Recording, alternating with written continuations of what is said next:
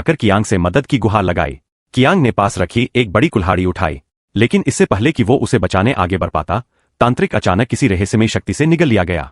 उसकी दर्दनाक चीखें सुनकर भी कियांग के चेहरे पर कोई डर नहीं था, बल्कि उसने ठंडी हंसी के साथ कहा, अब तो एक दुश्मन कम हो गया। असल में पिरामिड के अंदर सिर्फ वो दोनों ही नहीं थे, बल्कि उनका पुराना दुश्मन दाशान भी अपनी टोली के साथ पहुंच चुका था। दाशान का असली मकसद था मोसेस महान को फिर से जीवित करना और पूरी मानव जाति पर राज करना। वहीं कियांग का उद्देश्य था उनकी इस शैतानी योजना को हर कीमत पर रोकना।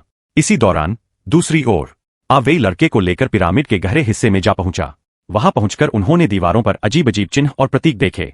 कुछ देर जांच पड़ताल के बाद उन्हें समझ आया कि लड़की शाओ मेई के शरीर पर जो शाप है, उसे तोड़ने के लिए उन्हें मृतात्माओं की काली पुस्तक यानी black book of the dead ढूंढनी होगी। यह सुनते ही आवेई को कुछ समझ आ गया।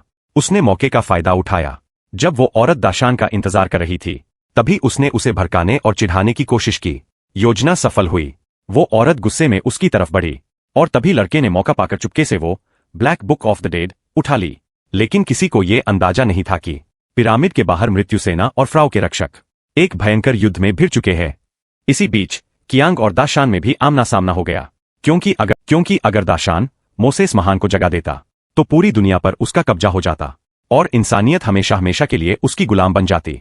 लेकिन तभी लड़के ने मौका पाकर black book of the dead में लिखा मंत्र जोर से पढ़ना शुरू कर दिया।